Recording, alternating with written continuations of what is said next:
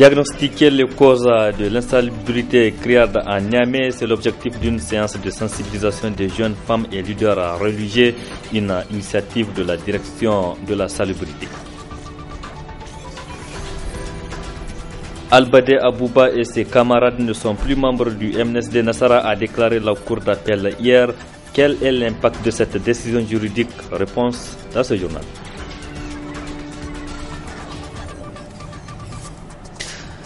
Mardi 6 octobre 2015, mesdames et messieurs, bonsoir et bienvenue à tous sur cette session d'information sur la télévision Labari. Seni Oumarou reste et demeure le président du parti MNSD Nassara. C'est la substance du délibéré rendu public hier par la cour d'appel de Niamey. Et la cour qui a confirmé l'exclusion de Albadé Abouba et ses camarades du parti, une décision juridique qui pourrait avoir un impact sur l'avenir politique des concernés, notamment le président de l'Assemblée nationale, Amadou Salifou. Le reportage est signé Ali Cissé Ibrahim et Soumel Abdoulaye. Le Niger est un pays de tous les possibles sur le plan politique. En effet, après l'échec de la tentative de mettre en place un gouvernement d'union nationale par le président Issoufou Mahamadou, un véritable cafouillage va naître au sein des partis et pour la première fois dans leur vie politique, les Nigériens vont découvrir le concept nouveau de la dissidence à la nigérienne. Pour le cas du MNSD Nassara, après plusieurs remous judiciaires, la cour d'appel de Niamey vient de donner raison à l'aile Seyni Oumarou qui du reste s'est toujours présenté comme la seule légitime en ce qui concerne la direction du parti MNSD Nassara. Au vu du bouleversement qui vient de se produire au désavantage de l'aile Albadé, il convient de comprendre la portée de la décision de la cour d'appel. Avec l'arrêt de la cour d'appel, le caractère, l'exclusion est confirmée. L'exclusion est confirmée, ils ne sont plus membres du MNSD. Donc maintenant, leur avenir politique, je ne sais pas. Peut-être certains vont demander officiellement leur réintégration au niveau de l'ancien parti. D'autres vont chercher à créer peut-être de nouveaux partis politiques. D'autres vont rejoindre certaines formations qui existent déjà. Donc là, je pense que c'est laissé à l'appréciation de ces acteurs-là. Cependant, la question qui vient directement dans l'esprit des Nigériens qui sont au point de l'actualité politique, c'est de savoir quel sort va être réservé aux députés dissidents du MNSD Nassara, dont plus particulièrement le président actuel de l'Assemblée nationale qui se retrouve dans une situation des plus ambiguës. Ces députés-là ont fait l'objet d'une exclusion de leur parti politique.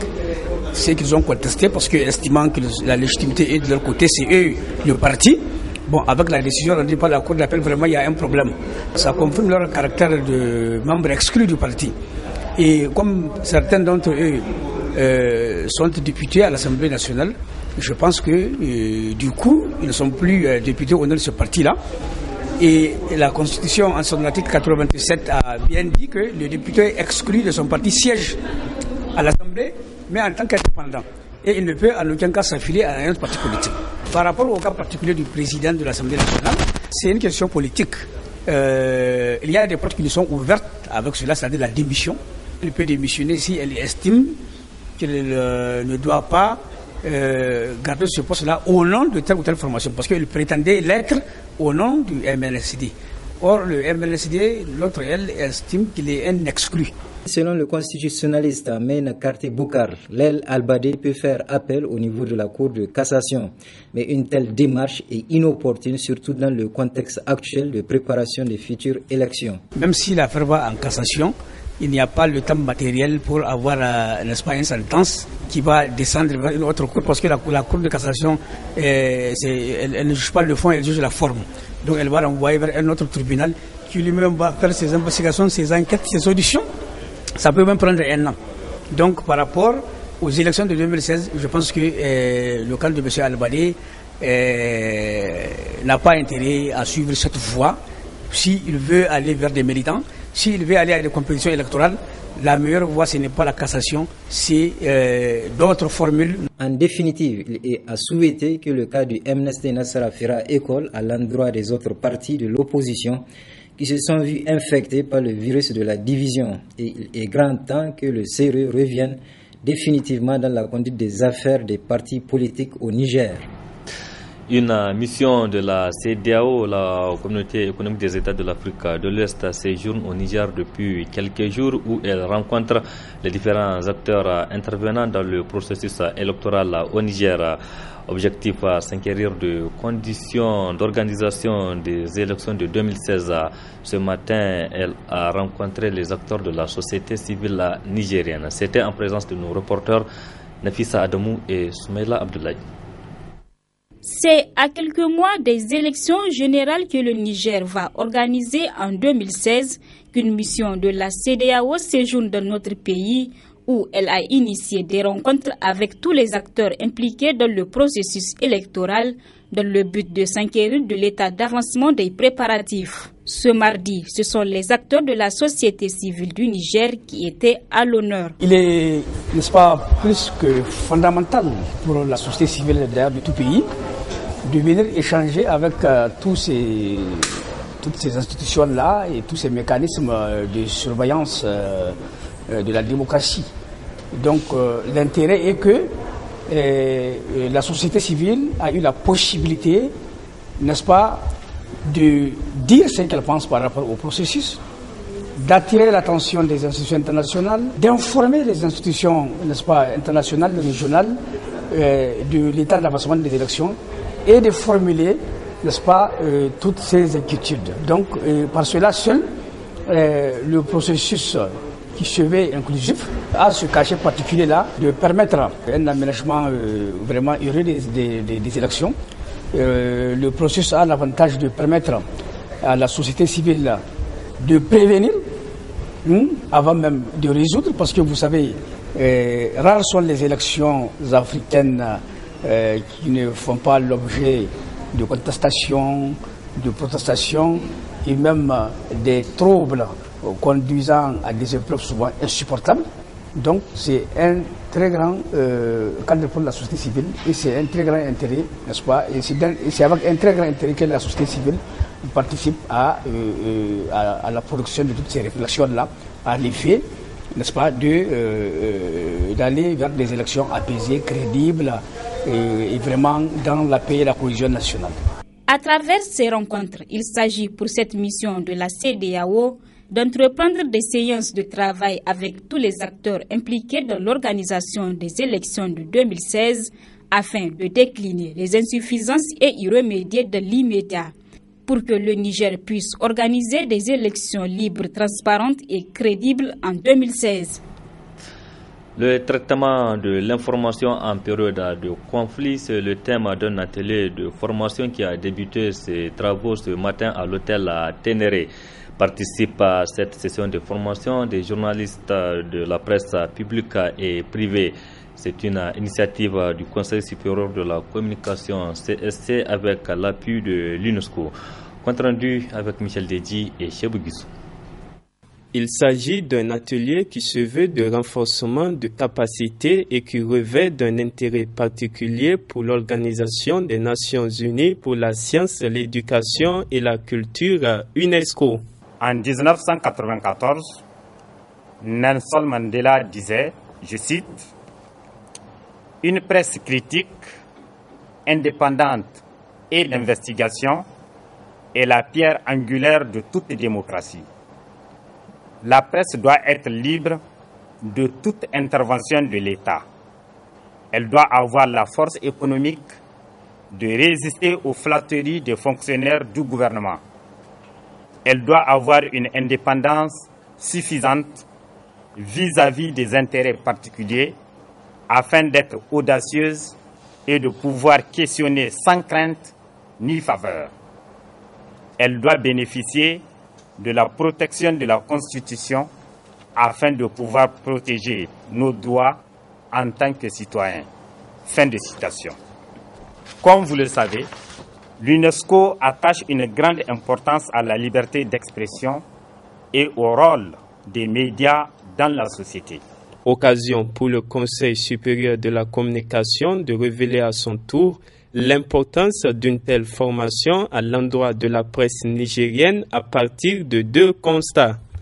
Le premier constat reste et demeure que notre pays, le Niger, est en guerre dans sa partie est contre la nébuleuse secte Boko Haram.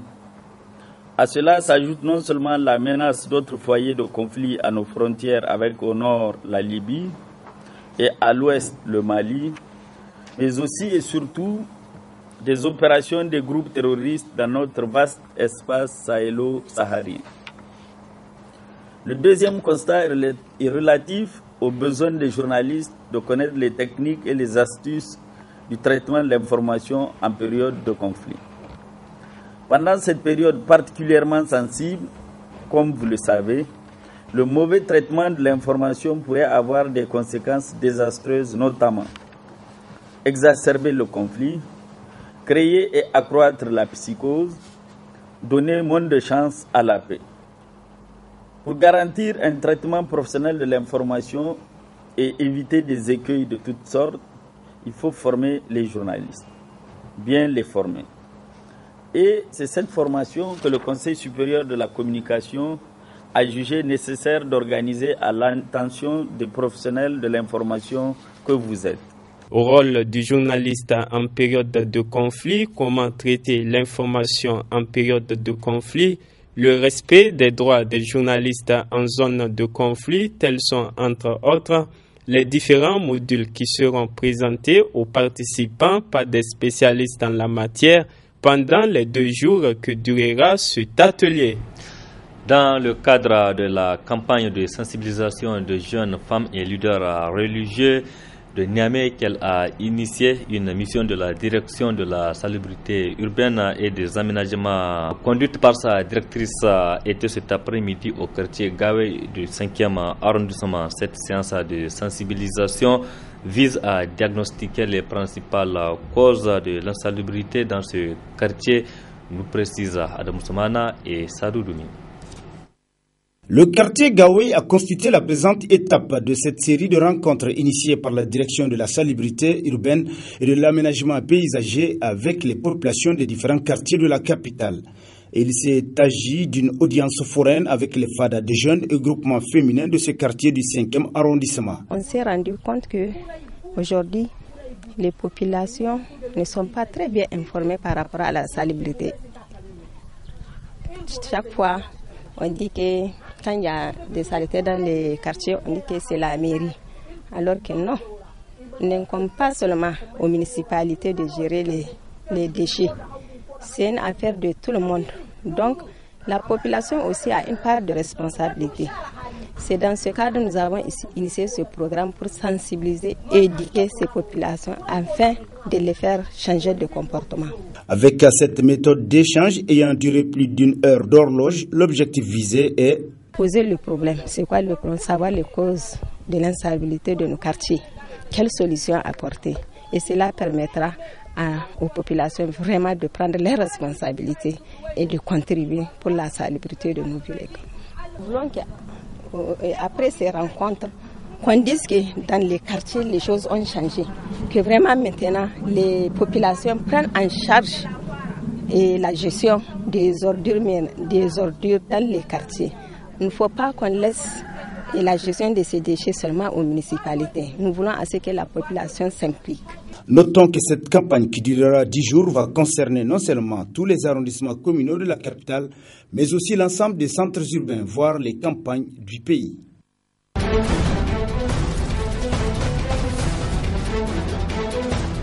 Situation toujours tendue à Jérusalem et dans le territoire palestinien. Le président de Palestine, Mohamed Abbas, a déclaré ce soir qu'il ne voulait pas d'une escalade de violence. Le gouvernement israélien a quant à lui annoncé le renforcement des mesures de sécurité.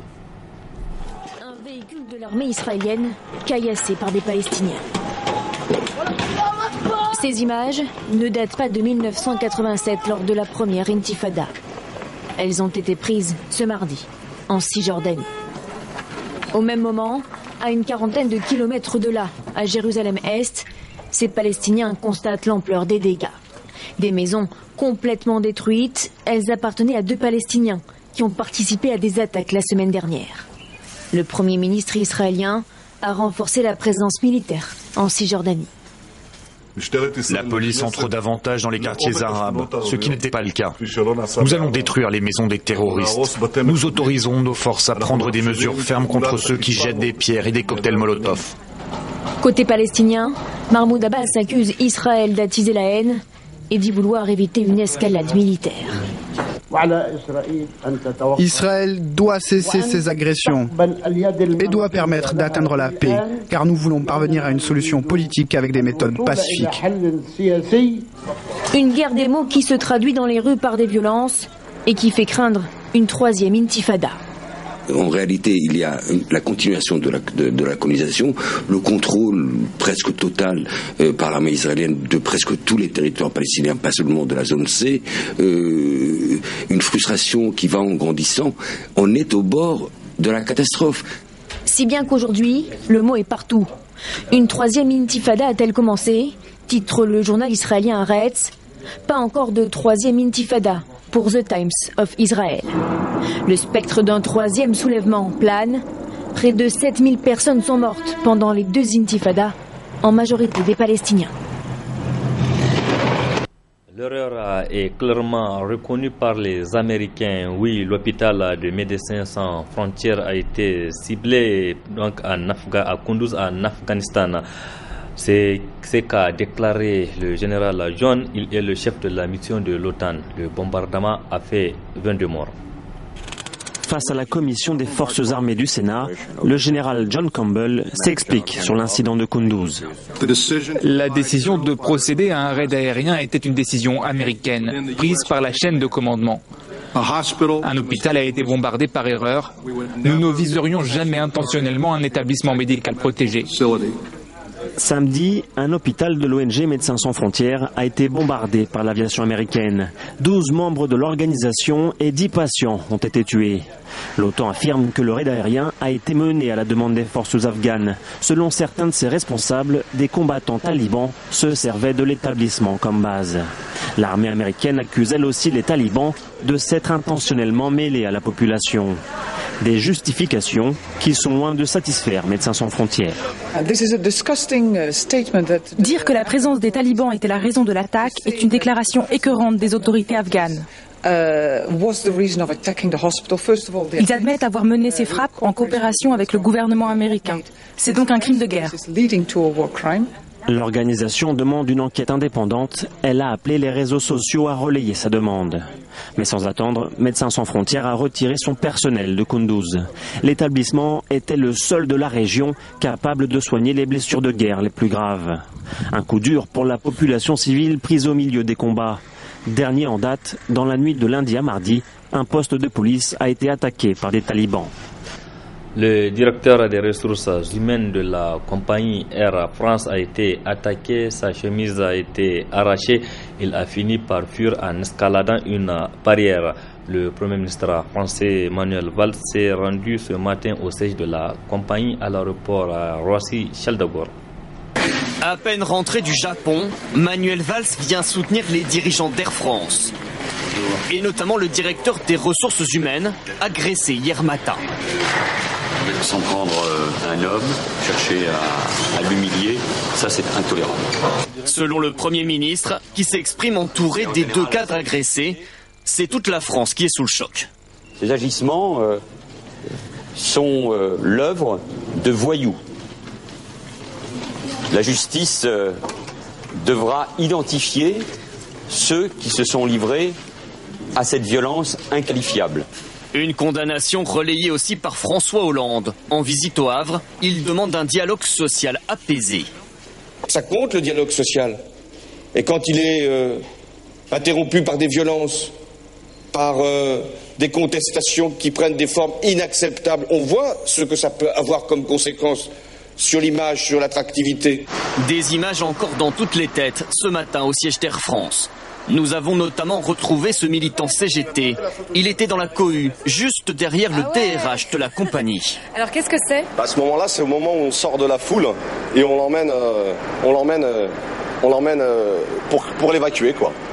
C'est à ce moment-là où on se rend compte qu'il y a des personnes qui ont perdu la raison et qui commencent à faire n'importe quoi. Moi, je suis pas pour la violence, mais c'est clair qu'il y a un moment, on se rend compte que les gens sont à bout.